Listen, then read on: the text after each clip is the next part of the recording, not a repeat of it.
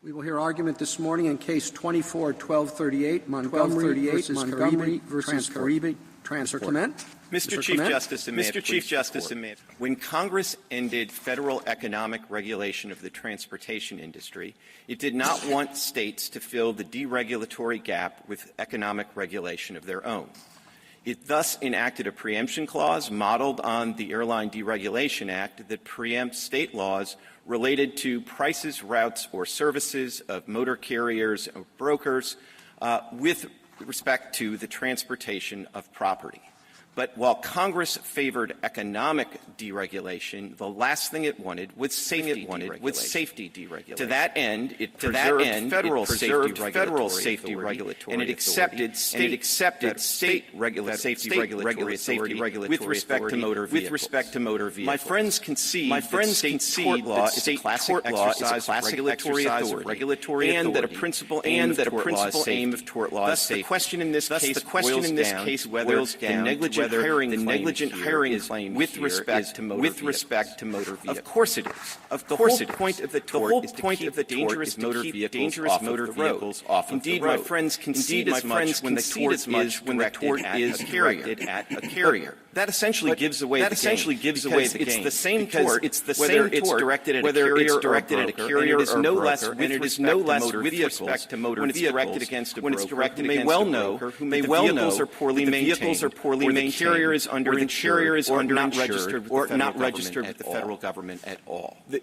Nonetheless, my friends would immunize the brokers in all those situations. That cannot be squared with plain text or with common sense. Indeed, my friends have to insert words into the statute, like direct connection, that are absent from the statutory text. This Court should interpret the statute and not let the brokers off scot-free. I welcome the Court's question. Mr. Clement, the landscape before deregulation. And by that I mean who was responsible for safety regulation? Was it the ICC or some other federal agency, or was it the state? So it was both. The Transportation Department or subparts of the Transportation Department at the federal level, and the states at the state level. So the old ICC regulated routes, prices, and routes, but it did not regulate safety. And that's really the regime. I'm more interested in the safety aspect. I think much of what we're talking about depend on what it means to regulate the safety of motor vehicle operations, including the operation. So I'm interested if you would detail the safety regime before the ICC was deregulated. So before the ICC was eliminated. Right. Eliminated. You did have some federal safety regulation from the federal government, but not through the ICC, through the transportation. But you also had, and there was no state safety regulation. And they could take many forms. Positive law, regulations, safety, everything from safety limits to other provisions, maintenance requirements. But you also had negligent hiring torts that under the old regime, both carriers and against and we cite the L.B. Foster from the Ninth Circuit in 1969. And that's a state negligent hiring claim that was brought against both brokers and against carriers, and the Ninth Circuit upheld it. And of course, there would have been no basis before 1995 to even argue that claim against a broker was preempted, and no argument before 1994 that claim was preempted against a carrier. One oddity, I think, that you have to deal with is that your theory would mean that claims against brokers would be preempted for intrastate transportation, but not for interstate transportation, which seems a bit backwards in terms of preemption. And that's something, if you think the question here is how broadly to read with respect to motor vehicles, and you're thinking about context and common sense, which you mentioned, that seems to be in tension with that. And you want to respond to that? I would love to, because I think there is a counterintuitiveness to the fact that Congress seems to have provided a broader preemption provision for interstate routes, prices, and services for brokers and freight forwarders, and a smaller preemptive scope for interstate. Now, that anomaly is going to exist no matter how you decide this case, because B is broader not just because it doesn't have a safety exception, but also because it doesn't have the phrase with respect to the transportation of property. So, so like a case like Dan City, where this court said that with respect to the transportation of property is what meant there was no preemption, there would be preemption for interstate. Now, I'm not here to tell you that makes any sense. But what I am here to tell you is that Congress in 1995 made a very deliberate decision to treat brokers and freight forwarders differently for interstate and for intrastate. I mean, it would have been the easiest thing in the world in 1995, because remember, brokers are added to both a year after the principal statute. It would have been the easiest thing in the world to create like a subsection that was about brokers and freight forwarders for interstate and intrastate. But Congress didn't do that. They consciously had a separate sub-B clause for intrastate, and then they consciously dropped the brokers and the freight forwarders into C, which already had the safety exception. Just going back to the real world, though, a broker in Los Angeles who arranges a trip to San Francisco, no tort suits available. But if it's to Reno, a tort suit is available under your theory, right? Under our theory of the safety exception. Now, you might on the safety exception, right, which is the key. And I guess I'm still trying to figure out how that makes some sense, particularly when, let's just add to it, the other kind of issue that bothers me a little bit here is the fact that Congress required financial security requirements for the truckers, but not for the brokers, and with respect to accidents. And that seems another thing that you can respond to. Sure, but let me respond to them in turn. So starting just to reiterate what I said with B, I mean, look, I'm not here to tell you that that's not a little bit anomalous, but it would be more anomalous to take two statutes, one of which has a safety exception and one of which doesn't, and interpret them to mean the same thing. And there's no question that B is not the applicable provision here. C is the applicable provision. And as I said, no matter what you do with the safety exception, you're going to still have an intrastate provision that has broader preemptive force than the interstate provision, because B doesn't have that with respect to transportation. What about the financial security requirement? If we're trying to figure out what Congress was doing, which I think you've talked about here in 94 and 95, they say that the truckers the trucking companies have to have financial security so they can pay judgments with respect to accidents, but they don't do that on brokers. And when you combine the two things we're talking about, that's in tension with your position, but what's your best response to that? Well, I think I have several pretty good responses to that. I mean, one of which is it's even more complicated than that, because freight forwarders were also supposed to have some insurance against injury risk. So you can't make some idea that everybody in the sub B is different from everybody in the sub C, if you're following me on that. But more to the point, I am, but if Congress envisioned tort suits against brokers, why not require brokers to have the insurance to pay the judgments? Because I think Congress rationally said we want to make sure that they have a financial security requirement that is responsive to the principal financial risk that they face. And it's different with respect to carriers than with respect to brokers. The principal financial security risk that brokers have is default. But you can't read too much into the insurance requirements, because nobody thinks that carriers can't default. In fact, carriers are defaulting all the time and going bankrupt all the time. And so you can't draw too strong an inference. And what I would also say is there's also sort of an asymmetry in the inference that you would draw. Because, some lower courts, for example, have focused on that insurance requirement by finding that safety torts are not preempted in the Airline Deregulatory Act context. But that sort of makes sense, because it would be very weird for Congress to force a carrier to insure against a risk that is actually zero because the risk is preempted. So when Congress says you must insure against something, it's actually a pretty positive sign that there's not preemption. But I don't think it works the other way around. There's all sorts of contexts where you say things are not preempted, and Congress hasn't even thought to make somebody insure against it. So I just don't think, I don't think there is a presumption against preemption in the express preemption context, but boy, you need something more than an insurance requirement to ignore the plain text of a clause that is designed to deal with the issue of preemption straight up. Can I take you back, Mr. Clement, to Justice Kavanaugh's first set of questions, the interstate, and you said you're not here to tell us that it makes any sense. Do you have a theory whether or not it makes any sense about how it came to be? I mean, why? I think that, it was a different Congress a year later. Maybe the interest groups lobbied a little different a year later. Maybe the same people weren't paying attention a year later. And again, though, I think the critical thing, though, is the one thing we can't ignore is that Congress made the deliberate judgment to treat interstate and intrastate differently.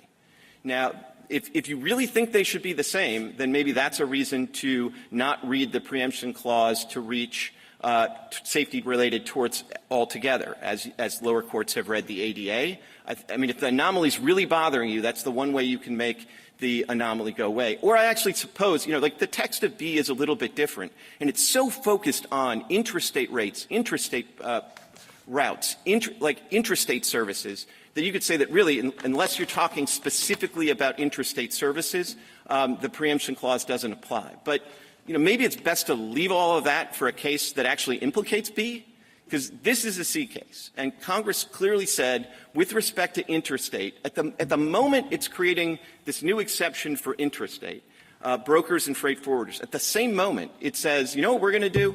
We're going to not treat brokers and freight forwarders the same way for interstate and intrastate. And when it comes to interstate, we're going to drop them into a preemption provision that has a safety exception. I think that's what you have to sort of try to interpret here. And then if you get to the safety exception, I think the question of whether these negligent hiring torts against a broker are with respect to motor vehicles is quite straightforward. And I think if you understand the nature of the 411 restatement tort, the whole reason that there is a negligent hiring tort in certain circumstances but not others is because you're hiring somebody to do something that has the possibility of bodily harm to third persons. And what creates the threat of bodily harm to third persons in this context? It's the 80,000-pound motor vehicle that you're putting somebody behind the wheel of or you're entrusting the cargo to. And that's true whether it's a tort against the broker or against the carrier. And so if I hire somebody to just paint my house and they do a lousy job, shame on me, but there's no negligent hiring of a contractor tort in that context, because just painting the house isn't going to pose a risk of bodily harm to third parties. So what really triggers this whole tort is a risk of bodily harm to third parties. And the only thing in this mix that poses that risk of bodily harm to third parties is the motor vehicle. So if you follow what tort we're talking about here, it really does make the connection to motor vehicles quite direct. Mr. Clement, could another way of thinking about this really be focusing on C, as you've encouraged us to do, and how it operates, what it's doing? It seems to me that one could conceive of this as C1, Congress coming in and making a change to the status quo. This is the deregulation point that you said. And they say in that section that this deregulation is occurring with respect to the economic aspects of the system. And then the safety clause, this part that we're all focused on now, is really just clarifying to some extent that what they have done with respect to preemption is leaving the status quo regarding safety. And so Justice Thomas's point was a good one. In other words, what was the status quo? States were regulating with respect to safety, so was the federal government to some extent. And if you think of it from that kind of bird's eye view, I think it seems pretty odd for respondents to suggest that Congress was really focused on who would be able to bring a claim or how. It's sort of, that's all up to how the state was regulating. What is their tort? What is their system? Congress was just, it seems to me, in this statute saying we're not touching any of that with respect to the preemption that we are now establishing.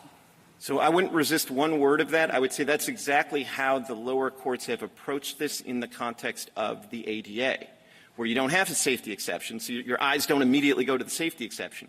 But still, courts have realized that long before, like in the bad old days of federal economic regulation, you still had state tort suits for personal injury and the rest. And so when Congress in the ADA says, all right, we want to get rid of the federal economic regulation, and we don't want the states replacing it with new economic regulation of their own, but they had no interest whatsoever in getting rid of all those tort actions. And as we say in the briefs, but I think it's quite true, actually from Congress's perspective, if you want economic deregulation, the last thing you want is a huge uptick in accidents and lots of safety mishaps. Can I just interrupt there and just on the rhetoric? It's not getting rid of safety tort suits. The tort suits against the trucking companies, the carriers, are still preserved. Everyone agrees on that. Sure, but the problem is once you agree to that, there's really no coherent reason to stop there. Like you're looking at the state tort, and the state tort is not I was just responding to your point about safety regulation being gone. No, safety regulation through tort suits still exists. Everyone agrees against the primary people who are going to be sued, as I think you've acknowledged, which are the truckers, the carriers. Yeah, and I didn't mean to get carried away with my rhetoric. My point was just if you're a rational deregulator, but all you care about, you've Chicago school, you want economic freedom. The last thing you want at that same moment is for there to be new safety problems. And my point was why would we think that, given the background that you're talking about, that Congress would be focused on preserving only the tort claims with respect to the truckers as opposed to the brokers, as opposed to anybody else? In other words, why Congress's attention, it would seem to me, would not be at the level of who is actually going to ultimately be sued, under tort in these different states or whatnot. The point of its regulation was just to say we are concerned with economic deregulation. Those who are regulating safety carry on. And under whatever state's law, if they have a particular tort, if they had it before, if it's operating, then Congress wasn't bothering that. If it applied to brokers as well as truckers, Congress wasn't bothering that. It just seems odd to me to think that we would read this statute and all that it's doing to have Congress caring about the particular defendants who are going to be sued at the end of the day. Again, I couldn't agree more, and I think if you look at that L.B. Foster case, 1969 Ninth Circuit case, that's a case where the plaintiff sued the shipper, the broker, and the carrier. And under California law, they were all liable. Now, some other state might make a judgment that we want to stop liability at the broker and not have it go to the shipper. Or another state might say we want to stop liability at the carrier. Maybe a state, I think it would be crazy, but maybe a state wants to stop it at the driver. All of those are judgments that the states get to make, and I don't think, as you suggested. So even if a shipper uses a broker who then hires a motor carrier, you think the shipper is included in this? I do. I think in a sense that's a much more straightforward case. As long as the state tort reaches them, then the shippers aren't covered by the preemption clause. And I don't think the shippers have much of an argument. You got to start with the argument that it's preempted and then resist the safety exception. So the shippers can't get to first base because they're not covered by the preemption clause. And one of the anomalies that the other side's position creates, they like to talk about the brokers as just being middlemen or middle persons. But they're middlemen between shippers and carriers who both, at least in some states, are liable for this negligent hiring tort. So it's weird to have the middleman between two people that are potentially liable immune, and if you allow that to happen, it creates a huge artificial incentive for shippers to use brokers, because that's a way they can try to download. And the other thing they can do is they can actually reinvent themselves as brokers. As far as I'm sorry. Oh no, I'm sorry. Yeah, as far as federal law is concerned, how far does with respect to motor vehicles extend? I mean, this is a classic question of causation. Does it extend to anything that could contribute to an accident? So I'm not sure that it, sort of goes to, the butterfly effect and all of that kind of thing. What this Court has said in lots of contexts is it doesn't have to be super direct. There's no direct link requirement. But at the same time, things that are attenuated, peripheral, and remote, I think is the phrase this Court has used on a couple of occasions, are not covered. Now here, I think it's a pretty easy way to say that this is not wildly indirect for purposes. Yeah, no, I see that. But do you think there is some limitation in this phrase "with respect to"? Absolutely. But I would say, like, if I were, like, sitting on Congress's shoulder and saying, all right, we want direct connections only, I would say don't use the "with respect to" language. And the limitation is proximate cause under state law. Is that the limitation? Well, that's one practical limitation in this context, because you can't bring the tort against a broker under state law unless you satisfy the proximate cause requirement. Yeah, well, I understand this is pretty direct, but if something has to be some kind of directness requirement or a minimum link requirement has to be read into C2, then I come back to the question that Justice Kavanaugh led up with, which is the real anomaly, which is very hard to accept, that there's preemption for intrastate activity but not for interstate activity. And I came to the argument hoping you were going to give us some brilliant way of reconciling these two provisions, other than just live with it. But I guess there is no such theory. If there is, it has escaped me. But as I say, I do think it's telling that you are going to have a broader intrastate preemption clause no matter how you decide this case. The other thing is, I would say, I don't think – I mean, that would really be letting the tail wag the dog. You know, I've looked through all these cases. I think there are 2 intrastate cases that I've been able to find. Maybe my friends have found more. But there are, dozens and dozens of interstate cases. And the intrastate cases I found have actually said there's no preemption on sort of the ADA. That's not what this is all about. So I think it would be a mistake to let the absence of the safety exception in B be the tail that wags the dog. What do you do with the fact that the brokers, I think the amicus brief of the Transportation Intermediaries Association, particularly pages 20 to 24, really go in detail of if tort liability extends to them, how are they going to assess and evaluate the safety of drivers in a particular trucking company? How are they going to figure out, do they have an alcohol drug issue? How are they going to figure out English proficiency, which of course is a critical issue at the current moment that's being discussed? How are they going to do this is the real concern that's raised in that brief and by respondents that I think is something you need to respond to. Sure. I'll try to respond to it, and I think it may be much more straightforward than you think in many cases. I mean, ultimately, like, the legal answer is it's the know or should have known standard. But usually when you say that, sorry to interrupt, there's some way for the tortfeasor to protect themselves. And what they're saying here is in the real world of how brokers operate, it's very difficult. So I think it's going to be pretty easy for them to protect themselves by hiring quality carriers. And that's going to favor so this whole thing's going to really favor the large established carriers over the smaller carriers because they're going to default to that to protect themselves, I think, which is fine, but I just wanted the implications of your position to be understood. Look, you can be a safe small carrier, and here's the thing, and they tend not to be as safe as the larger ones, correct? Well, some of them tend to be very unsafe, and some of them tend to be these chameleon carriers where their safety record is terrible, and then they show back up. And the situations where there should be liability is when the broker knows, or should know, that it's a chameleon carrier. If they've just been dealing with this carrier as, Joe's Trucking, run by Joe Smith, and then all of a sudden Joe Smith shows up, and this time it's Smith Trucking, the carrier's going to know that, the broker's going to know that. And here's one of the things that sort of helped me understand all of this, which is you have a number of situations where there is a captive carrier, where that carrier does only loads for C.H. Robinson.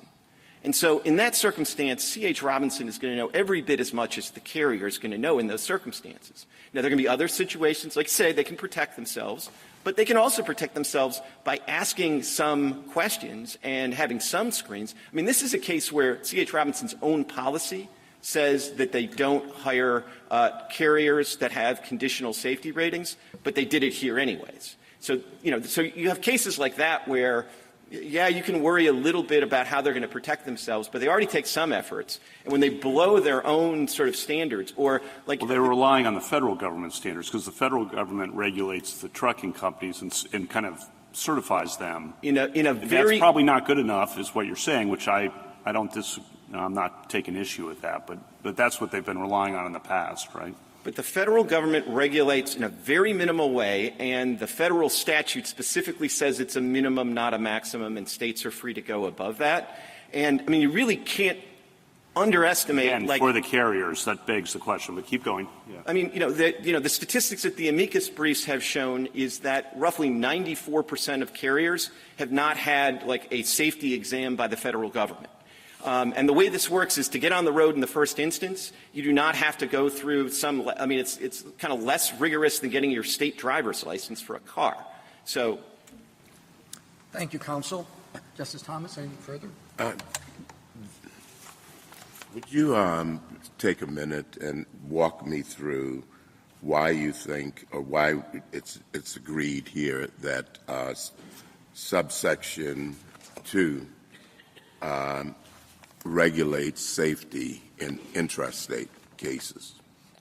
So, the argument would be that, if this were a B case, and I was trying to argue that safety is not preempted, what I would do is I would make an argument sort of like I would make in the airline deregulation context, which is to say there were these tort claims beforehand. They probably, like, the last thing anybody would have thought was going to be preempted beforehand was an intrastate tort claim.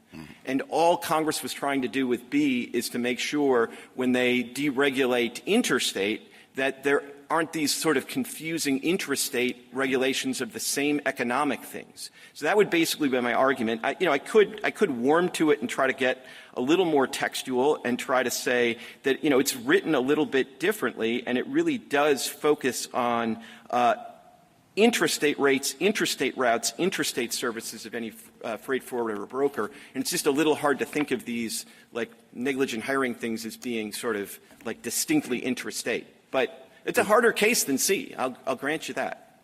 Was there ever any federal involvement during the ICC era with intrastate shipping? No, that was, except in one or two areas where they felt like they had to do it to rationally regulate interstate. But under the old ICC, the basic division of labor was interstate federal, intrastate state. So why would this have any application at all, just structurally, to intrastate shipping? If the deregulatory effort is to deregulate covered areas, and this area was not intrastate, why would it have any application at all? Oh, I'm surmising now, but I think the idea was, okay, like in a world where everything's regulated at the federal level, it's pretty easy to sort of hand off like regulation to the states when it's intrastate.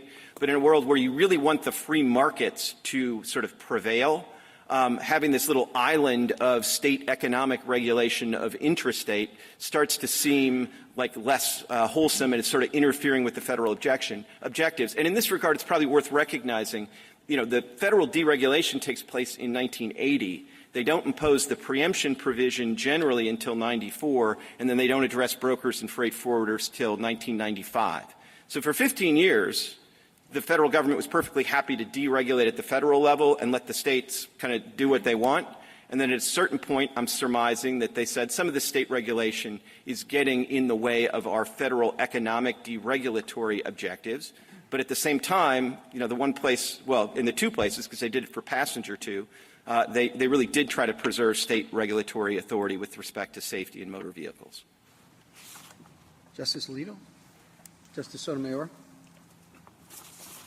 I paused when I was reading the briefs in this case. Is the intrastate preemption subject to challenge? Because if it's been decoupled from interstate commerce, under what congressional power could the government preempt? I'm guessing. It's probably a pretty good question for the federal government. If I had to make the argument for them, I would say that it's under the necessary and proper clause, and it would be under the theory that they needed to regulate the intrastate in order to rationally deregulate the interstate. But I guess I'll take the question as a friendly amendment as just one more reason to leave the intrastate provision for a case where it's actually at issue. Because the one thing that's crystal clear here is they have no B argument. This is interstate. And so yes, and I do understand what you're saying to Justice Kavanaugh and Alito, which is the difference between intrastate and interstate is even wider than whether you cover brokers or not, because intrastate, they're preempting everything, not just whether it's in transport of property. Right. And, like if I were going to warm to the topic of having to have a theory of how all this works, I suppose if what they were really trying to do in 1995 is make sure that the state regulation sort of doesn't interfere, maybe they just address it a little bit differently. Could I stop you to go back on the shipper question? Because one of my questions in my mind was, how far back can you go? Could you go to the shipper? And you're saying in many states you can. Would that be for hiring a negligent carrier or for hiring a negligent driver? So is the liability automatic for the shipper? So under certain circumstances, and I think the most circumstances, it would be for hiring a negligent carrier. But I think it also could get to the driver level. I mean, I think, in a case like this, and this happens more frequently than you think. I mean, I think one of the other statistics in the amicus brief is some 50% of all carriers only have one driver. So particularly if you're a broker, you may very well know not just what carrier you're getting, but what driver you're getting. But your point is that the shipper would not be preempted under any circumstance. So this lawsuit doesn't have a defense under this Act if you're suing the shipper. If you're suing the shipper, that's right. Now, there is an amicus brief here that's, or two actually, I think, on behalf of shippers that are making what I think is kind of an extravagant argument that they are covered by the preemption provision, even though it obviously doesn't address shippers and it only addresses carriers, brokers, and freight. Do you happen to know if there are lawsuits against shippers that go on routinely? My understanding is that there are, but my understanding is that, it's also caused some shippers to start using brokers because it's a way to at least try it gives to you a colorable textual preemption argument to use a broker. Thank you. Justice Kagan? Mr. Clement, the government has an argument, I think it's the government, might be the respondents too, that your theory makes this with respect to motor vehicles phrase superfluous. I was just wondering what you would say about that. I was hoping you would ask. So I think there's a big problem with that argument because I think it sort of fails to appreciate how broad the definition of transportation is. And the statutory definition of transportation that's relevant for this part of the statute is reproduced at pages 18 and 19 of the petition, if you have that. But it's incredibly broad definition, and it's 23A. And the first thing in the definition is a motor vehicle.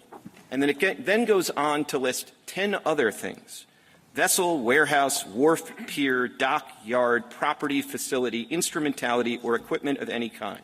And then there's a B clause that goes on and talks about services related to movement, including receipt, delivery, elevation. I had to look that one up and figured out they're actually talking about grain elevators. Transfer in transit, refrigeration, icing, ventilation, storage, handling, packaging, unpackaging, and interchange of passengers. So there is an enormous amount of things that come within the broad definition of transportation that do not involve motor vehicles. So there is no superfluity problem here at all. And I would say that the breadth of that definition of transportation is maybe one more reason to think that maybe you should decide this case either just on the safety exception, or maybe you should say the preemption clause doesn't apply here at all to safety torts, a la the lower court handling of the ADA cases. Because if somebody gets injured on a wharf or a pier or a dock, there's no way that's with respect to a motor vehicle, or it could certainly not be. And it would be pretty weird if that were preempted. But, of course, the old ICC had a pretty broad sense of what it got to regulate, including the routes and charges and services for, like, a grain elevator. So I do think there are real reasons for caution here. But I'm glad you asked the question, because I do think the more you appreciate the breadth of the statutory definition of transportation, the less persuaded you would be by that superfluity argument. Thank you. Justice Gorsuch.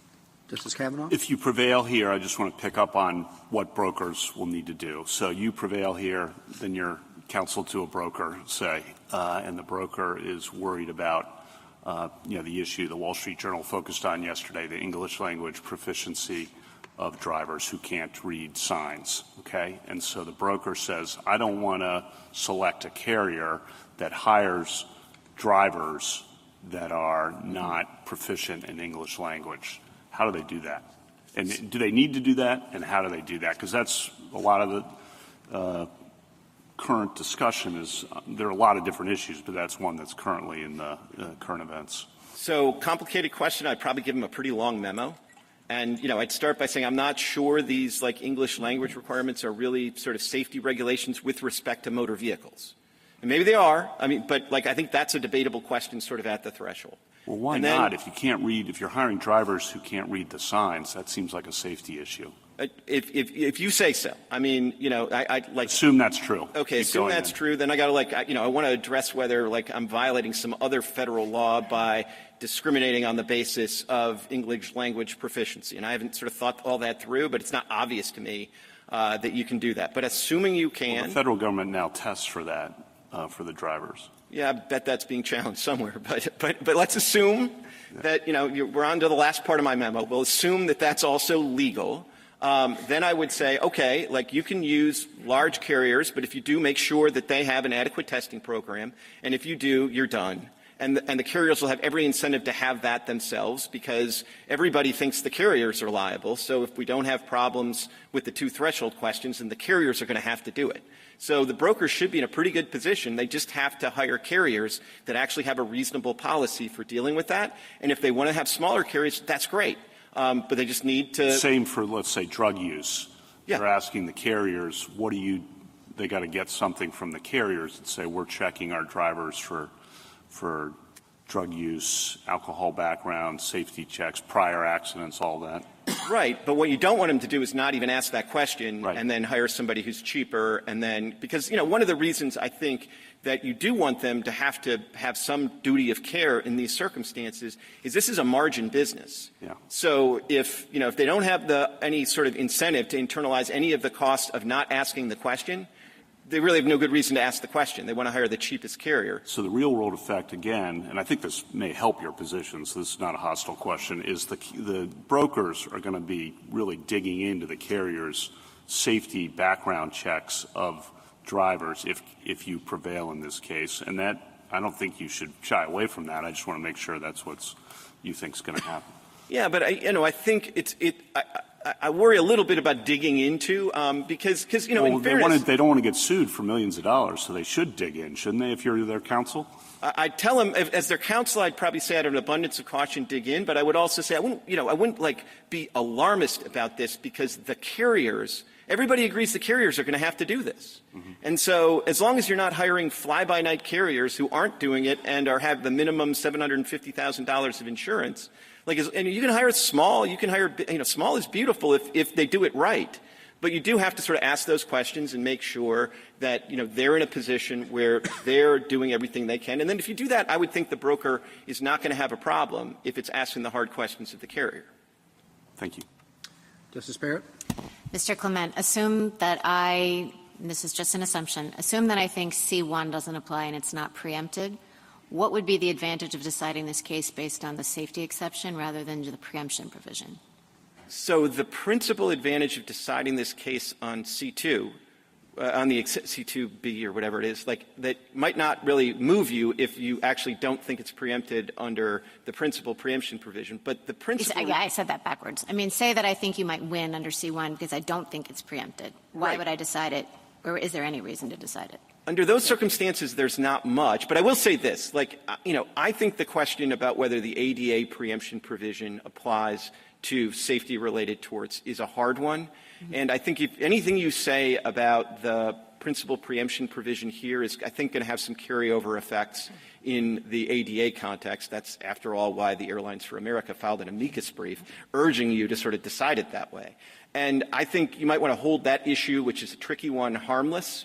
And the way you hold that issue completely harmless is save it for another day when it actually matters, and you just decide this case on the basis of text that's not in the ADA.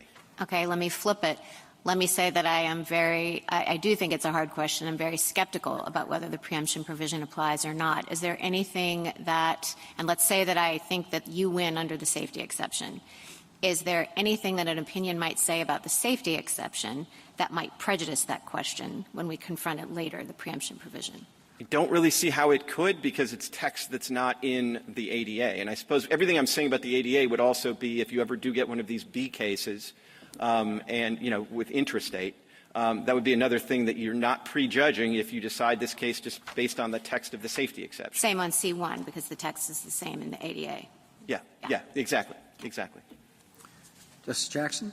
So I guess I'm still struggling to see how the policy concerns that you explored with Justice Kavanaugh really are being addressed in this statute. I mean, this is not a liability statute as I see it. It's not setting up a cause of action for any kind of trucking accident. It's leaving it to the state. So the concerns about the extent to which the brokers are involved in this or will, other kinds of defendants or how much liability, don't those come out state by state depending upon what claims are being made as you read this statute? No, I mean, that's absolutely true. And, you have an amicus brief from 28 states, and they pulled off the incredible feat of having California and Texas on the same amicus brief. And, that shows there is a lot of variety in the state tort laws. And I think, there are a couple of states that don't have this tort. But it does go all the way back to the first restatement, and most states, the overwhelming majority of states, have this tort. But and the ones that don't, then the brokers in that state wouldn't be held liable for them. Or all the arguments about how do we do this seem like they'd be made to the state legislature who's trying to hold them liable. It's not in this statute, I think, because it doesn't suggest to me, looking at this text, that Congress was focused on the result of this other than to say we are preempting with respect to rates, et cetera, et cetera. Can I just ask you one more thing? The government is focused a lot on the definition of motor carriers that is in this statute. And I guess I'm wondering whether that really matters from the standpoint of how we understand your arguments related to C. Is this turning at all on us focused on the definition? I thought this was about, in your view, with respect to, as opposed to the definition of motor vehicles. Right. There's a couple of things there. I mean, which is to say, that there's some focus on the definition of motor carrier or motor vehicle, but I don't think any of that matters here for the reason that you said, both that we're really thinking about the state judgment, whether it's a state judgment about safety. And then at the same time, nobody doubts there's a motor vehicle here. So it doesn't matter. We don't have to focus in resolving this case on the definition of motor vehicle, in your view? I don't think so. Nobody really disputes that there's a motor vehicle at the center of this case that caused, grave injuries to my client. So the only question is sort of the state safety regulation sufficiently closely related to that motor vehicle? And as I've tried to explain, it really is quite closely tethered, because the whole reason you have a negligent hiring tort is because you're talking about something that poses a danger of harm to third parties. And the thing that poses the danger of harm to third parties in this context isn't some brokerage firm. It's the 80,000-pound truck. Thank you. Thank you, counsel. Mr. Boutros? Mr. Chief Justice, and may it please the Court, Congress assigned freight brokers a defined role to arrange for transportation of property by connecting shippers with motor carriers. Petitioner's tort claims target that core service, so the claims are preempted. The only real question here is whether these claims are saved as the safety regulatory authority of a state with respect to motor vehicles. They are not. Brokers lack sufficient connection to motor vehicles. Brokers don't own, operate, or control motor vehicles. Text, context, history, and precedent confirm this. A few examples. First, the Savings Clause uses the phrase "with respect to motor vehicles," which, in this Court's words in Dan City, is massively limiting. And it implies specifically only to motor vehicles. The definitions do matter here, not transportation of property, which is much broader by statutory definition. Second, subsection B expressly preempts state law claims related to intrastate broker services and has no savings clause. It is unthinkable. It's absurd that Congress would have saved states' authority to regulate interstate, but not within its own borders. Third, Congress required only carriers to insure against personal injury liability for motor vehicle accidents and only required brokers to have insurance for freight charges. And that mirrored what the ICC said just a few years earlier, that brokers were not responsible for personal injury damages. and it was the expert agency. Finally, this isn't a deeply rooted tort. We challenged Petitioner to find one single negligent selection case involving a federally licensed broker in American history and at common law, and they came up empty. It didn't start until 2004. Petitioner's asking this court to disrupt the uniform federal regime by greenlighting new state law duties, even more onerous than the special checking system that the court said was preempted in Roe v. New Hampshire Motor. I welcome the court's questions. If brokers are as attenuated in the process, as you say, wouldn't they fall out in a tort action from a causation standpoint, proximate cause standpoint? Only after a great deal of litigation, Your Honor. What happens in these cases is the brokers are now named automatically. And if you look at the complaint, it's all information and belief. This notion that the company violated its own policies regarding conditional rating, information and belief. They do this in every case. It's basically strict liability claims against the brokers for having connected the shipper and the carrier. And so after a lot of litigation, the burdens are tremendous. C.H. Robinson is a big company, has many, many of these cases pending when it did nothing wrong and when the drivers and the carriers did nothing wrong. So it burdens interstate commerce. And Mr. Clement was arguing for a patchwork, the very patchwork that Congress intended to end, of states imposing their varied standards. But you mentioned that you can't find cases from an earlier time. Isn't that a part that brokers are playing a more pronounced role now than they did in the past? Well, my client's been around for over 100 years. Brokers have been involved all along in the process. The cases I love the L.B. Foster case that Mr. Clement banks this whole case on. It was a 1969 case involving a shipper. The broker was not even an issue on appeal, who had hired an unlicensed broker, so there was a broker involved, and an unlicensed carrier. That's the best they could do. There wasn't a federally licensed broker or federally licensed carrier involved. His restatement example, Your Honor, he wants us to ignore what the ICC said in 1987, that brokers are not responsible for personal injury liability, and assume Congress knew that in 1934 the restatement cited a case about a hotel concierge whose omnibus was broken, so he hired someone else to take people to the train depot. That's the history he's relying on.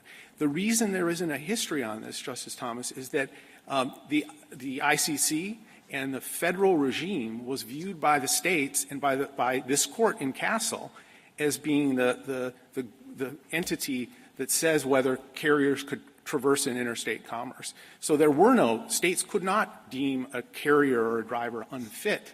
That would thwart the federal licensing regime that existed then and that exists now. What was the treatment by the ICC of intrastate shipping, purely intrastate? And there were certain products that were not covered by the ICC. How were those treated? I think what the ICC would have they would have captured those in its regulation to the extent they were within the chain of interstate commerce. And this goes to some of the questions about Section B. I do think the quote from Mr.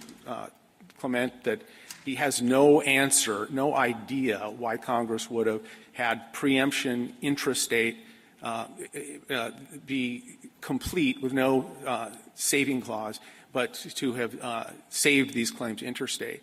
But I think that to the extent that in the chain of interstate commerce, and this goes to Justice Sotomayor's question about constitutionality, I think there is a connection between purely intrastate activities and interstate commerce in some instances.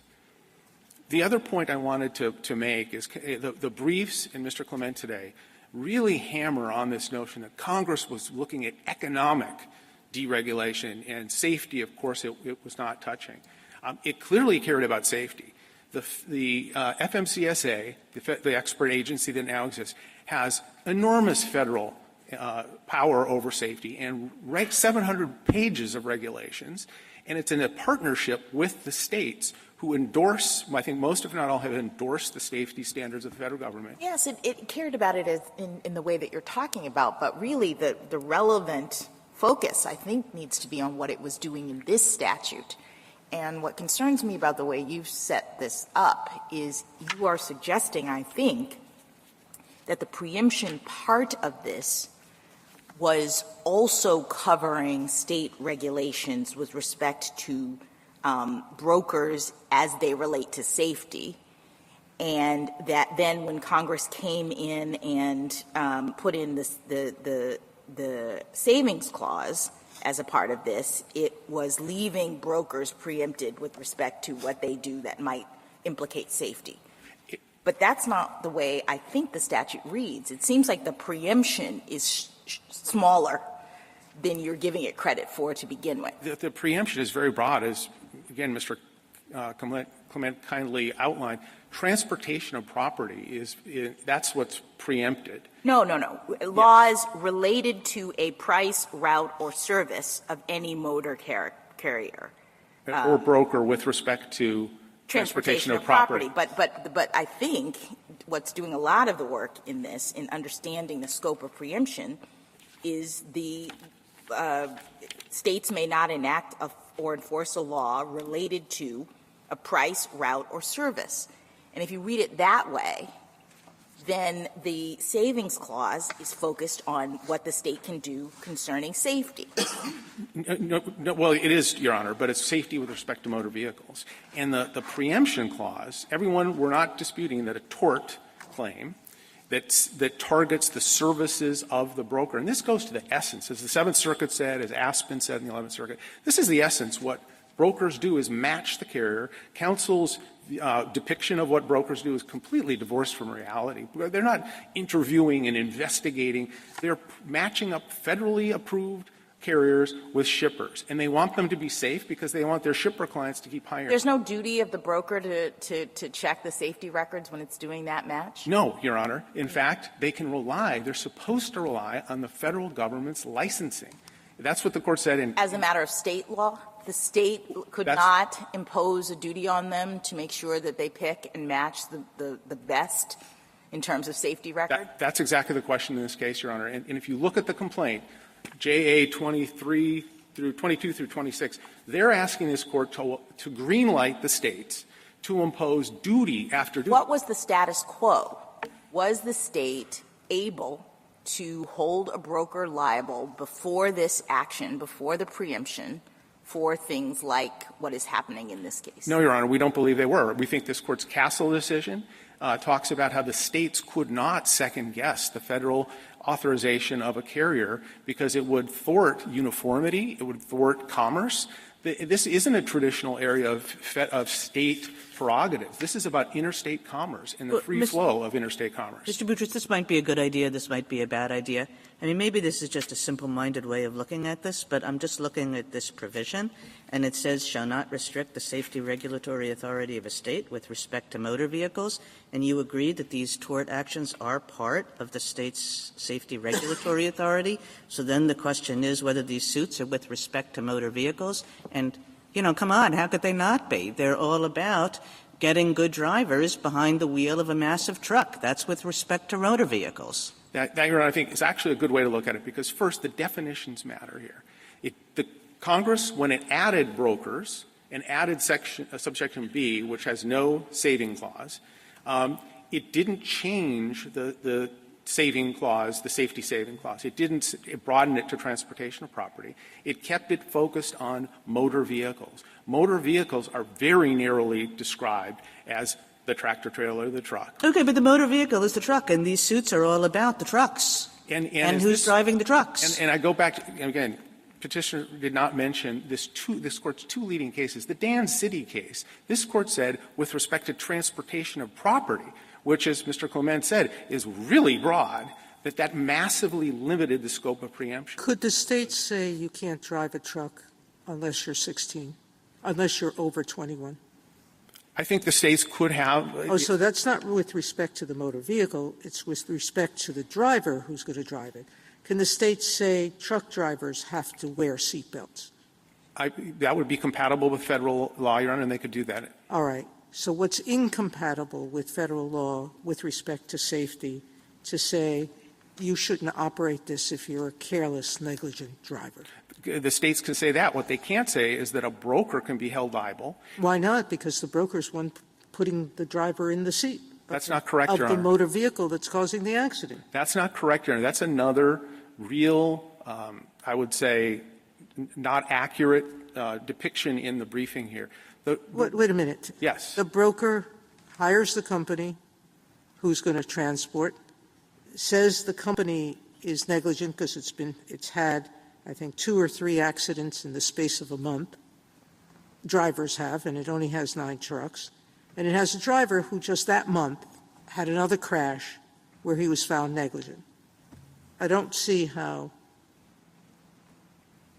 someone hasn't failed in their duty. Yes, Your Honor, that would be the carrier and the driver. The broker doesn't know all that. Well, then that's a defense, counsel. Yeah, it is a defense, and it's also why there needs But to it's be not – it doesn't answer the substantive question of whether it could be held liable if it had a way to check. If it was required to check this special checking system, and I go back to Roe, where this Court said that the main statute there that would have required the carriers to check to see if the packages were going to be directed to a minor shipping tobacco, that would have imposed this patchwork and would have imposed this extra duty on the services of the carriers. And so safety regulations always create a patchwork. No matter what the safety issue is, there's going to be different state requirements, and so the patchwork exists as just because of the exception. But can I address that, Your Honor? Because Section 31141, which both parties cite, seeks to eliminate that. It gives the Secretary a pretty broad power to preempt after decision. So while the states can enact their own safety regulations, they must be compatible with federal law, consistent with federal law, even if they're stricter. And if they burden interstate commerce because they create a patchwork, and we're talking about driving through multiple states. Here it was Ohio, Texas, and Arkansas, I think. And so you need to have the certainty that you can traverse those jurisdictions lawfully. With respect to motor vehicles phrase, again, going back to that, obviously motor vehicles are involved. I thought your argument was you have to figure out how broadly to read with respect to, like relating to, it could go forever, or where do you cut it off? And I guess my question is, given the safety implications, why would Congress have wanted to cut it off at carriers and not include brokers when I think, although they haven't traditionally done it, brokers could do more to ensure that carriers are hiring safe drivers who don't have issues with their history or whether they read the signs or whatever it might be, and that will reduce the number of fatal trucking accidents, which is a huge problem. Why is that not a reasonable way to read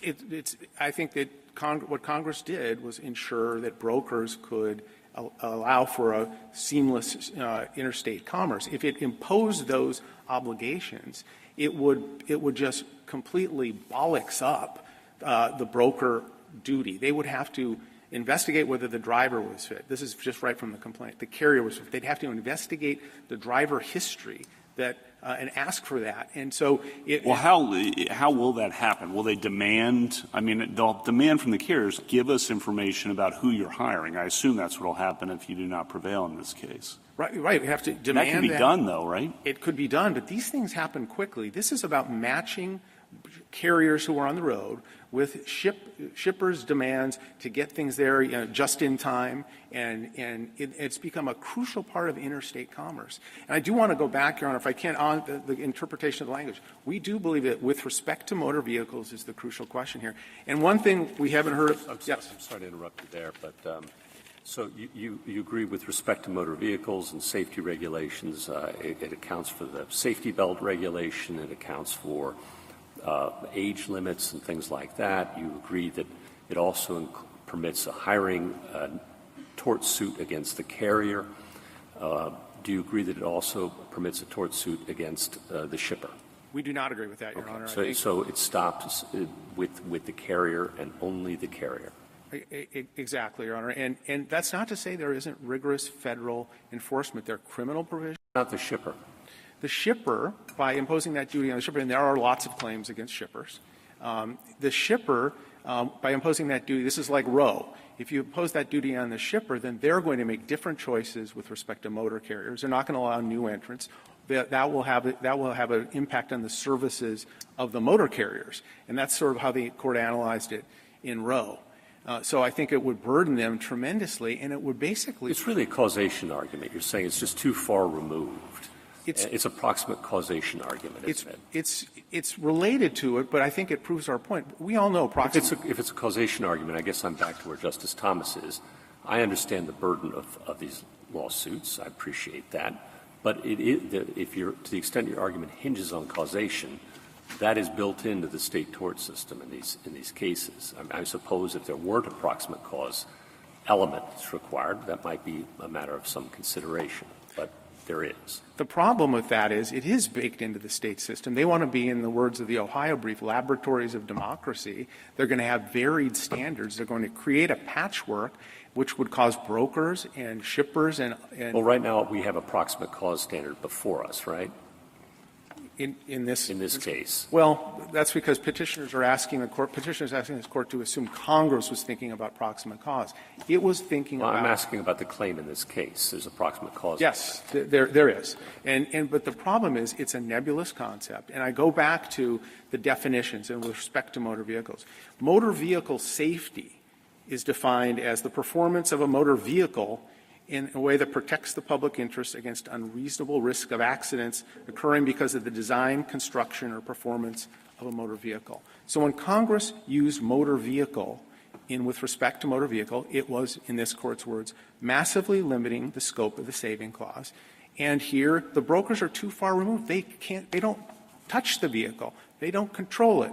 They don't know what vehicle is going to be used. They don't know who the driver is, but they're performing a function relying on the federal authorization and licensing, which is what Congress intended. And so I think it's really important. And on the federalism point, I think the Nebraska brief points out that under this regime, the state with the most plaintiff-generous tort principles and proximate cause principles, they'll rule the United States. Everyone will have to adhere to those standards or avoid that state entirely. And that's why Congress felt that preemption was important here. How difficult is it for a carrier to be authorized under federal law? It's not nearly as easy as Petitioner is suggesting. Again, I think the regulations and the statutes speak for themselves. They have to show that they're fit. They have to show that they meet the various standards, that they will agree to hold drivers to certain standards. They do audit carriers.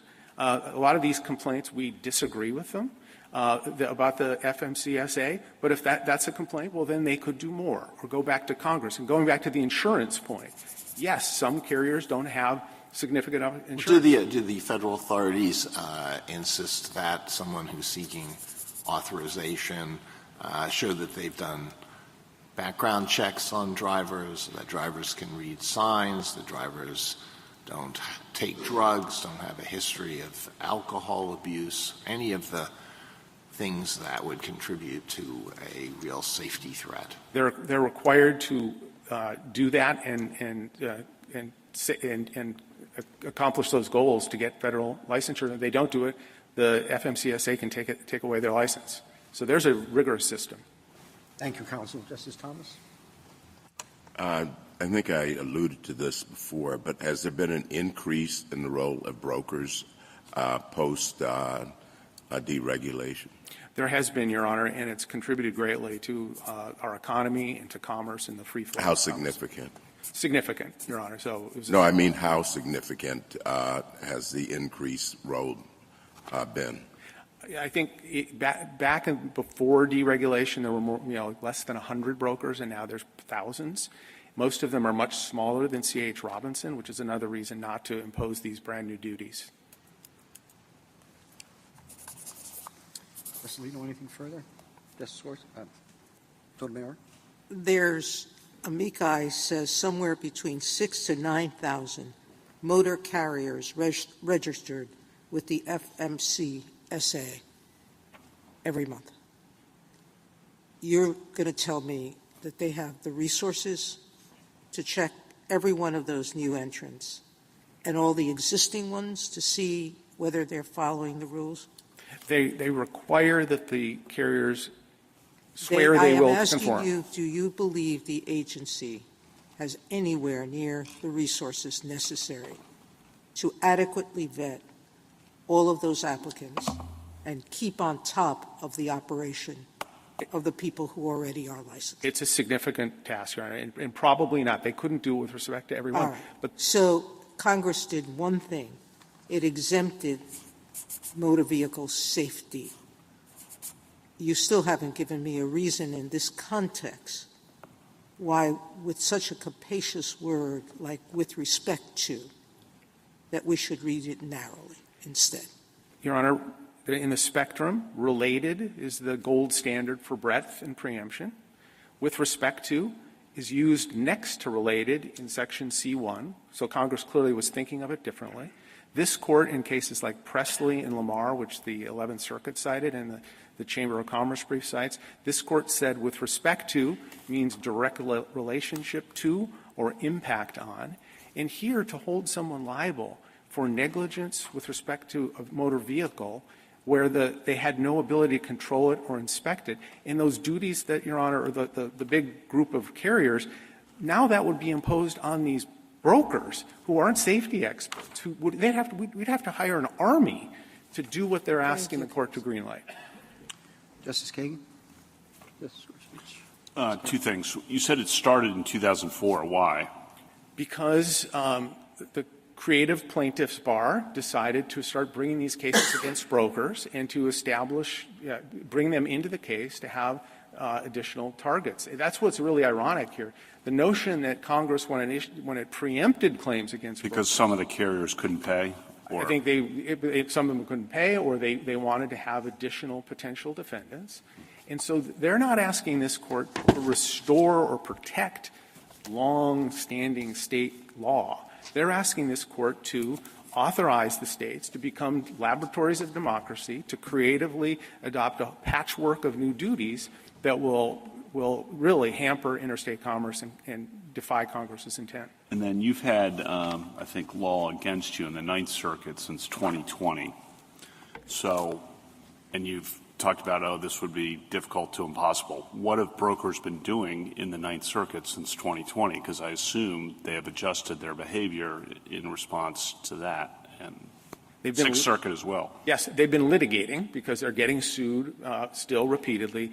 Are they changing their practices at the front end so they're not liable at the back end, given the Ninth Circuit and Sixth Circuit law and the possibility that law will stay the law? They have not made the radical change, waiting for a ruling from this Court to clarify that these claims cannot be recognized. But in California, the effect has been mitigated a bit because two state courts of appeal have rejected the Miller decision and gone with Judge Fernandez's dissent in that case, which I think really just very in simple terms outlined this. This is a step too far. I think the 11th Circuit said a bridge too far to hold someone who liable for who matched the carrier in the I'm puzzled that no one's I'm not saying you know everything that's going on out there, but I'm puzzled that brokers haven't started doing more on the theory that they could be held liable. Wouldn't they change their behavior with some bad law? Well, the problem is they get you coming and going, because if you do more, then the argument is, like in this case, you're vicariously liable because you had control.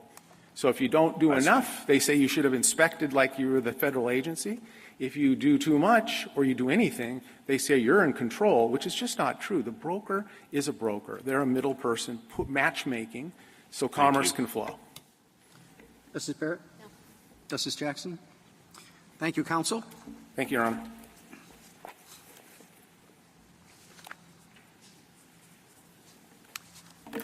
Mr. Joshi? Mr. Chief Justice, and may it please the Court. I think if you look at the phrase with respect to motor vehicles in isolation, Petitioner has a pretty good point about how to interpret just those words in isolation. But I don't think it works in this statute, and I really focus on the contrast between paragraphs 1 and 2. Paragraph 1 uses the phrase with respect to the transportation of property. Paragraph 2 with respect to motor vehicles. That seems like a conscious choice that Congress made to parallel the language but change the noun to a much narrower noun. As Mr. Clement observed, transportation has like 24 or 25 different nouns, I think I counted, one of which is motor vehicles.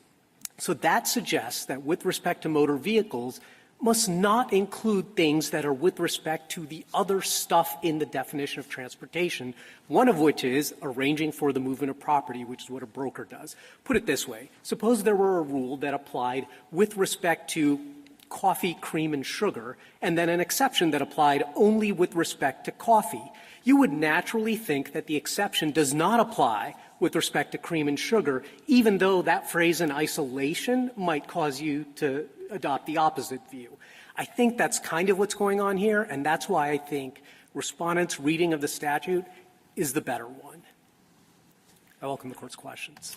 Is there any daylight between your argument and that of the Respondent? I don't think so. I think we're aligned on the interpretation of the safety exception. With respect to the use or the role of brokers, how significantly has that increased? I agree with what Mr. Boutros said. It has increased markedly. Before the deregulation, there were only several hundred brokers, is my understanding. Today, there are approximately 25,000 federally registered brokers operating, from small sizes to as large as C.H. Robinson. What role did the ICC play in regulating transportation in intrastate before deregulation? I don't know exactly the extent of the role. My understanding is that they generally would have thought that intrastate regulation has a substantial effect on interstate commerce, and so to the extent there would be inconsistent rules, as both Mr. Clement and Mr. Boutros mentioned, the Castle case is from the 1960s, I think, and that really exemplifies these things. Illinois there had certain regulations for trucks, but this Court said that Illinois cannot use a violation of those in order to revoke the operating authority, even for the intrastate trucks. Counsel, both the counsel for Respondent and for Petitioner were asked a fair number of questions about B-1. And I don't want to evaluate it, but I think they were basically each saying they don't quite know why it's there. And I wonder if the federal government has an answer. I think my answer is that Congress did not view the safety exception as reaching these kinds of claims against brokers and freight forwarders. And so I don't think there is an anomaly, and there certainly isn't if you adopt Respondent's view of the safety exception. Now, what Mr. Clement said, first he said he has no idea, but that's just how it is. He said, regardless of this case, I think he said there's going to be this difference between intrastate and interstate anyway. But I don't think that's correct. The first thing he pointed to was that B does not include the limiting phrase with respect to the transportation of property the way C1 does. But you don't need that phrase in B because the only entities covered in B are freight forwarders and brokers, and the only thing those guys do is act as middlemen for the transportation of property. That's what they're statutorily defined as being. So you don't need that limitation in B. You do need it in C because it applies to motor carriers, which can have their cars on the road not engaged in interstate transportation of property. So I don't think that works. So I really do think there's a huge anomaly here that Congress in 95, where we all acknowledge claims against brokers were not preempted before 1995. And then Congress decides in 95 we need to add brokers. And the way they do it is they, as Mr. Clement said, insert them in C and add this provision B. And it just makes no sense whatsoever that a Congress interested in preempting claims against brokers would leave greater state authority over interstate broker services than intrastate. That is so weird. I am unaware of any preemption regime, express, implied, field, conflict, obstacle, whatever, in which that's how it works. It is so bizarre that I think you really should look at the safety exception the way Respondents do, because that's the only way to But let me ask you a question, Mr. Joshi, because I think we could also believe that Congress was really interested in making sure that safety was top of mind, priority. And the problem, I think, with the argument and the way that you've set it up is that you are assuming away any responsibility that a broker might have for safety. Your argument depends, in a way, on us accepting what you've said, what Mr. Boutros said, that brokers are just operating as middlemen. They really don't have anything to do with safety. And I guess I don't understand why we have to believe that Congress shared that view as opposed to Congress thinking, well, to the extent that brokers are involved in safety, that's going to come out in the tort suit as a causation issue. And so we don't really have to take a position on which individual defendants are actually responsible for safety. What we want to do is make sure that safety regulations are preserved, that safety is top of mind for everyone, and if brokers really are the kinds of middlemen that Mr. Boutros and you say, they're ultimately not going to be held liable, because either the state's not going to allow this kind of tort suit on the front end, or they're not going to be held liable because they're really not a big player in this from the standpoint of tort law. Why can't that, to me, is perfectly consistent with the view that petitioners have and make your view seem a little odd? So two responses to that. Well, first, I agree what you just said is consistent with what Mr. Clement says, but obviously I disagree with it. So a couple of statutory points that I think show that Congress, in fact, was thinking that brokers wouldn't be responsible for safety. So they did share the view that Mr. Boutros and I are advancing today. Number one, on the safety exception, it would have been the easiest thing in the world for Congress to just repeat with respect to transportation, just like it had half a sentence earlier, or just leave it out entirely. But wouldn't the easier thing to be to say something about brokers in the safety exception? I mean, if you're right, and they shared this view that there were certain individuals in the chain who are just not going to fit, then I would think we would see that language in the safety exception, right? Sure. Congress could always be more clear, but what I'm saying is that Congress's choice there suggests that they did not necessarily view it this way, but there's more. There's much more. Congress has an entire several chapters of the U.S. Code in Title 49 that deal with safety, addressing carriers, safety of motor vehicles, driver qualifications, and they're all addressed at carriers. Not a single one is addressed at brokers. And I'm going to now invoke, they say the exception sometimes proves the rule. In 2012, Congress passed a statute, and they added a provision, and that provision makes transportation intermediaries, which I think we all agree includes brokers and freight forwarders, liable, and it says, you should not coerce a driver or a carrier to violate all these numerous safety rules that apply only to carriers and drivers. As a matter of federal law. As a matter of federal law. Right. And so it's a little bit odd. No, but what I'm saying is this statute expressly preserves the scope of state safety regulations. So it's no answer, I think, to point out that Congress under federal law would not have held these brokers liable. The question is, what were they doing when they said, here, we are preserving state ability? Right. No. I took your original question to be, why do we think Congress shared the view that brokers would not be responsible for safety?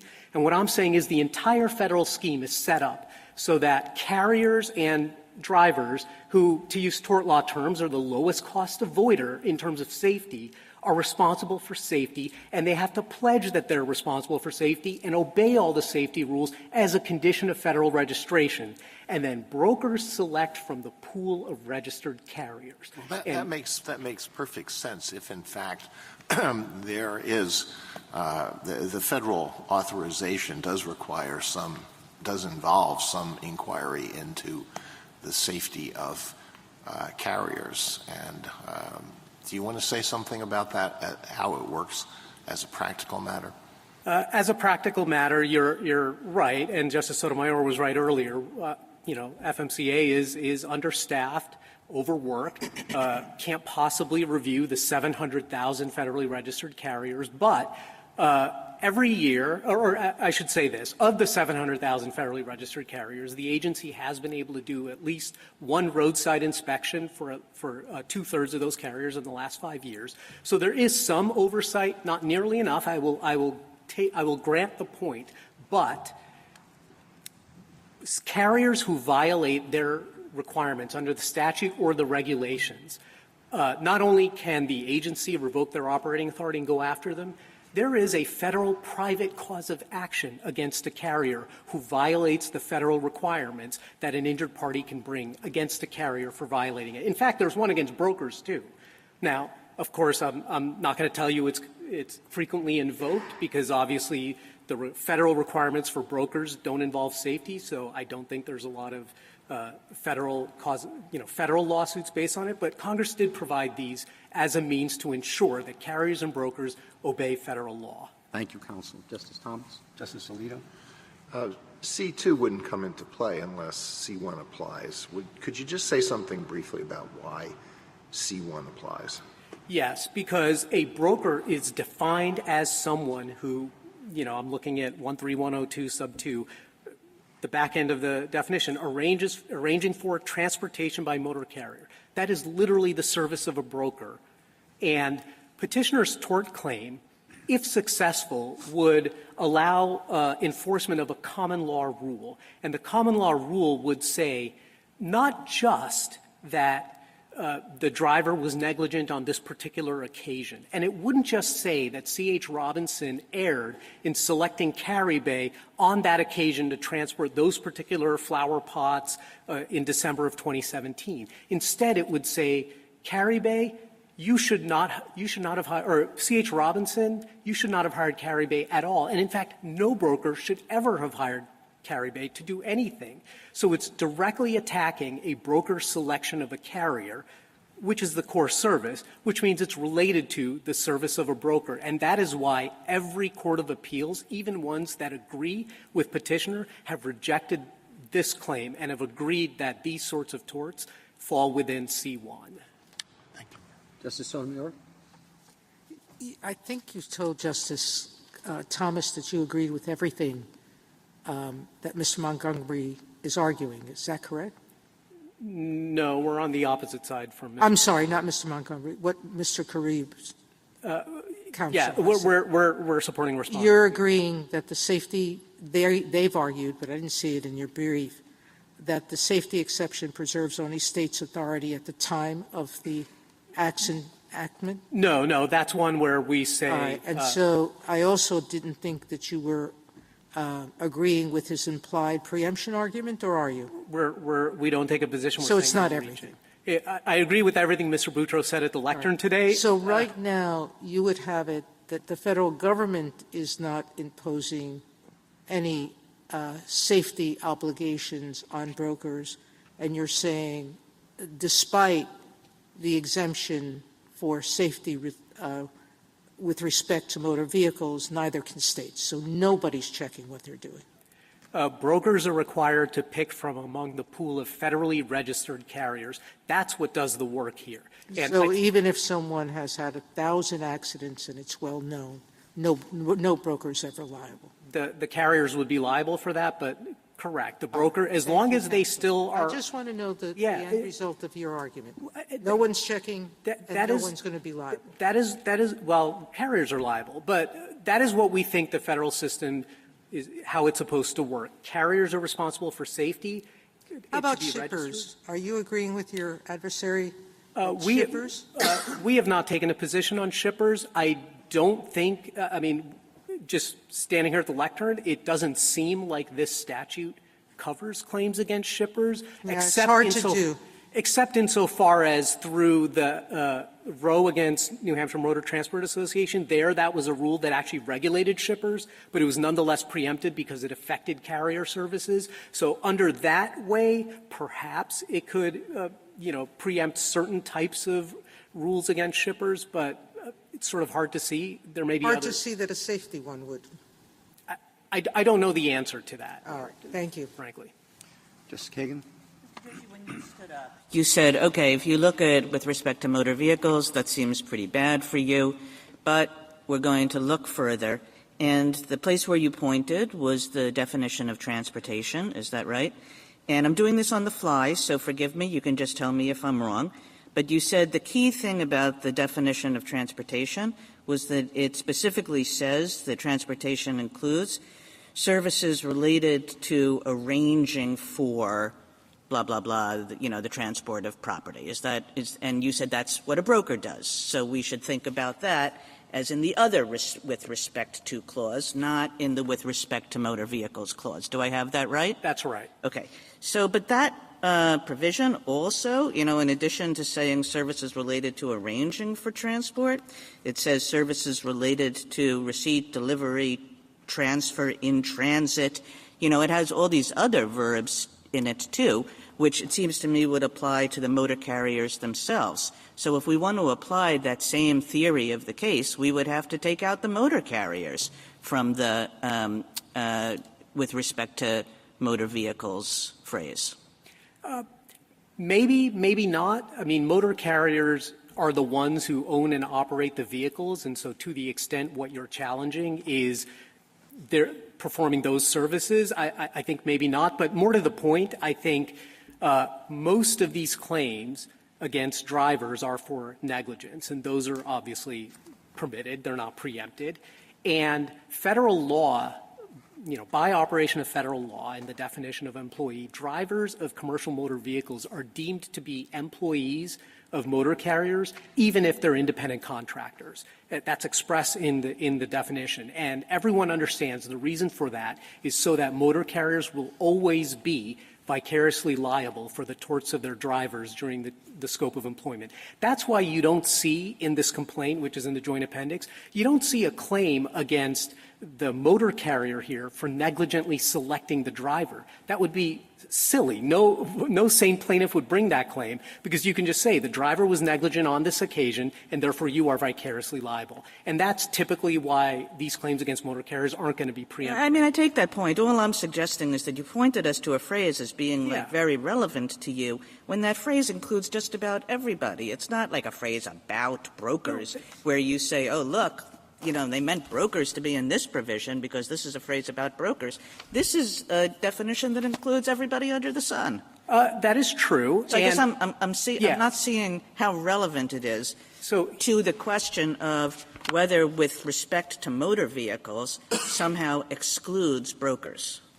So I want to be clear. I think this particular point I'm making, as well as the three other main contextual clues that we've made in the brief, one of which is the intrastate, the other is a superfluity or potential superfluity, and the third being the financial services requirements, which Justice Kavanaugh was discussing earlier.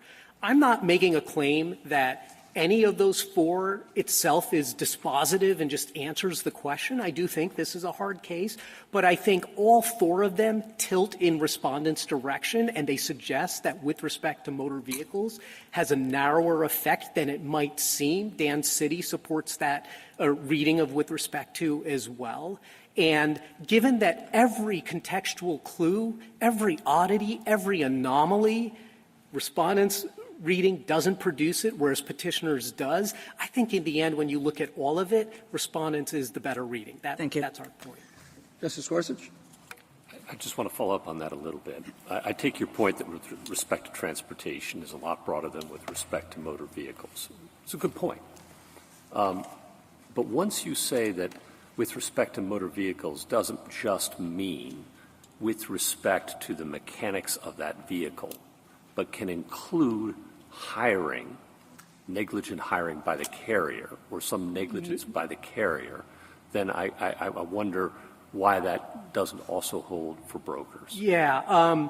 So to be clear, the definition of motor vehicle is not just tractor, trailer, et cetera, but it also says it has to be and used on a highway and transportation. Sure. So claims about the use count under the safety exception. And that's my point. Is once that camel's nose is under the tent and you can have a claim for negligent hiring against the carrier, why not against the broker? No, that's my point. As far as I'm aware, there's no such thing as a negligent hiring claim against the carrier because the carrier is vicariously liable for the driver. So it would be a negligence by the driver. Once you've gotten to the driver, and not just the motor vehicle itself, and a negligence in operation or use of the motor vehicle counts. Well, use counts because it's in the definition. I understand that. I'm not arguing with you about that. But once you concede that the use counts, and that somebody can be held liable for negligence in the use, then it just seems to me we're talking about causation at that point. I take the point, And obviously that is Mr. Clement's point here today, but my point is I understand as well, I'm sorry to interrupt, but I'll let you answer. I understand as well if there were a strict liability regime or something like that, but so long as we have a proximate cause regime, and that's all that's before us. All right, now go ahead and answer. Yeah, I mean, I guess the way I look at it is transportation is really broad. And yes, it says motor vehicle is one of them, and it's got other stuff that may be closer to motor vehicles, maybe farther away. I think, 13102, 23A says motor vehicle, vessel, warehouse, et cetera. And then in B, it's services related to the movement, including arranging for. And I know how you could see that arranging for the transport of property is kind of related to motor vehicles, but given Congress's choice to use with respect to transportation in paragraph 1, and with respect to motor vehicles in 2, that suggests it wants a subset. And the question is, what is in that subset and what is out of the subset? And I think arranging for transportation. But once you've gotten to the use of the motor vehicle, it's into, right? You say that's right. You spot them that. I'm not arguing with you about that. You've given that up. Fine.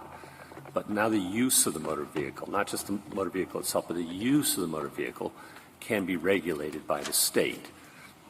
Yes, but brokers don't use vehicles, right? Brokers don't control the vehicles. The broker doesn't know when the brakes were last inspected, how thick the tire tread is. Brokers don't even know the safety record of the driver. That's confidential. You can have vicarious liability? No. You spot that? No, for carriers, not for brokers. No, I understand, but you spot vicarious liability for carriers. I'm not arguing. Under federal law, it's expressed. I understand that. Okay. I'll stop. I mean, I take the point that this could be what you described could be a sensible system, but I think given the federal statutes and regulations, I don't think it's what we have today. Thank you, Counsel. Justice Kavanaugh? A couple things. You at the beginning said related to and with respect to are different in your view. Probably. That's not very convincing to me. Agreed. So I just want to get that out there. I mean, I think with either term, you have to look at the context and common sense to see, as Judge Fernandez said in his dissent in the Ninth Circuit, where to draw the line, Paul's graph, et cetera. Yeah, I actually agree completely. I mean, I think this court in Lamar and Archer made the point that I'm going to move on to my next question if you agree completely. So you say the carriers are liable, so don't worry about it. But one of the problems I think that's led to this is the carriers sometimes can't pay. Yeah.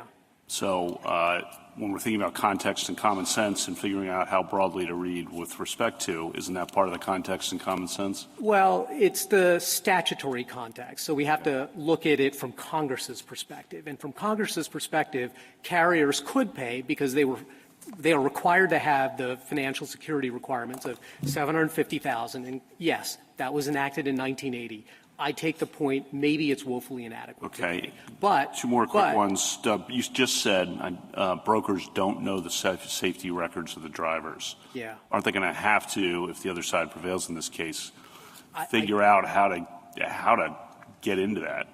I mean, those are confidential. The carriers by virtue of what? By privacy laws and federal law when FMCSA reviews it. So right now, I don't think brokers have a practical way to get it. And what that means is that brokers will, as some of the amicus briefs point out, and as I think Mr. Clement just candidly acknowledged, that brokers are going to follow the, no one ever got fired for buying IBM principle, and they're just going to go to the largest carriers. It's going to be FedEx, UPS, J.B. Hunt, Penske, et cetera. That leads to my last question, which is, again, context and common sense.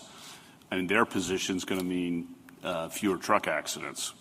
There are going to be fewer trucks. There are going to be fewer carriers in the market. Fewer truck accidents where people get killed. And they say because brokers are going to dig in and not hire or arrange with shaky truck drivers. That could well be true, but that would be a result of there being fewer trucks on the road, which means worse interstate commercial motor delivery services. I mean, if Petitioner's tort claim is successful, it's going to take the pool of registered carriers that federal law says brokers can pick between, and it's going to shrink the pool. That is contrary to Congress's deregulatory purpose. Thank you. Justice Barrett? Justice Jackson? Just want to give you a chance to explain as quickly as you can what your surplusage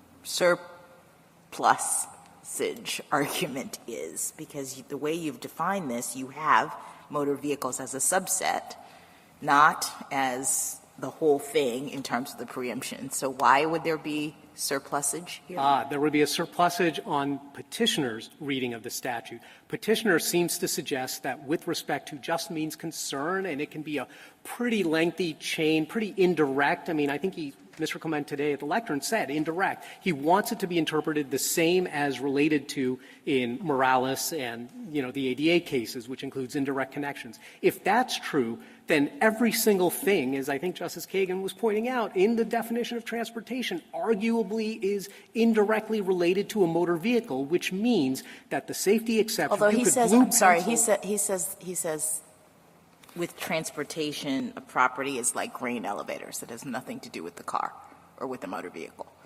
He's got transportation of property much broader. I don't know how you get the grain into the elevator or out of the elevator without a motor vehicle. So I would think that on Petitioner's logic, that claims about that would also be in. So I think if you take Petitioner's interpretation seriously, then the safety exception basically reads the same if you blue pencil the phrase with respect to motor vehicles out of the statute. Thank you. Thank you, counsel. Rebuttal, Mr. Clement. Thank you, Mr. Chief Justice. Just a few points in rebuttal. First, a couple of times my friends on the other side have crept into this alternative theory that really motor vehicles should be limited to owners and operators.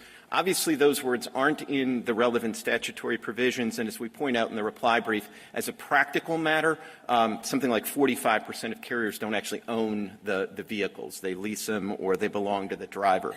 If we're going to talk practicalities, I think one really important number that's practical is that 94% of the registered carriers out there on the roads haven't had any meaningful federal safety inspection, the kind of annual inspection you have. You get the registration, and then hopefully within about a year or so you get the fuller inspection. But 94% of the carriers out there haven't gotten this federal inspection. So it would be really nice if state tort law provided a backstop to a federal system that's not really doing a lot.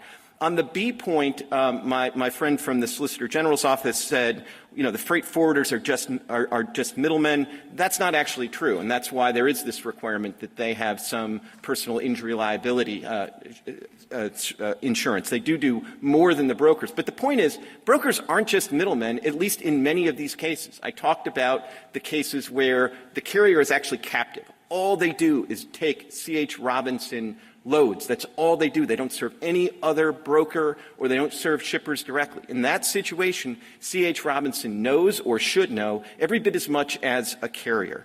The issue of and one other point on this, just the practicalities of this. There are services out there right now that tell brokers more safety information that's available based on the federal records. C.H. Robinson doesn't want to use those, but other brokers do. Maybe that's why C.H. Robinson is a defendant in more of these cases than some of the other brokers. There's more that brokers can do. There was some discussion of the patchwork. That really doesn't work here because they concede there's going to be a patchwork with respect to the carriers. And this whole regime on safety allows for a patchwork. It's the federal safety regulations are expressly designed as a minimum, and states are allowed to go above and beyond the minimum. All right, there was some discussion of this L.B. Foster case, and my friend said, well, that's not such a great case for Mr. Clement because that was an unregistered broker, an unregistered carrier. But the problem is their theory sweeps so broadly that you can't hold a broker liable for negligently hiring a completely unregistered carrier. There are some cases like that, and that just doesn't make any sense whatsoever. That's complete negligence, and there's no reason there would be immunity there. There was some brief discussion of the Castle case. That old chestnut, if you take a look at it, it basically says Illinois can fine drivers for violating their state law. They just can't literally bar them from the state. But, this is a situation much more analogous to the fines, that there would be liability. It's going to mean if it's a single company driver, like it might put the carrier out of business. This particular carrier here has dissolved itself as an Indiana corporation. But I think that's probably a good thing, not a bad thing. Some discussion just about how to resolve this case. I would say if you are convinced that we win on C2, then I would urge you not to say anything really definitive about C1. My friend is correct that all the courts that have looked at this particular issue with the safety exception staring them in the face have all said that C1 provides preemption. But the hard case is going to be in the ADA context. The hard case is going to be, if there ever is a B case, there probably won't because there's so few that are purely intrastate. But the hard case is going to be when you're staring at that preemption clause and there is no safety exception to sort of back it up. So I would urge you, if you think C2 applies here, just leave C1 for another day.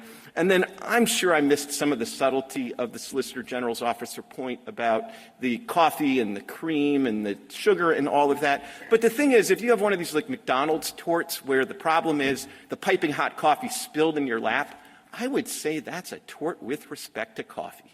And for the same reasons, this is a tort with respect to motor vehicles. This case doesn't have to be that hard. The thing that triggers state tort liability is an 80,000-pound motor vehicle. That's what devastatingly injured my client. This is a case with respect to motor vehicles. We'd urge you to reverse. Thank you, counsel. The case is submitted.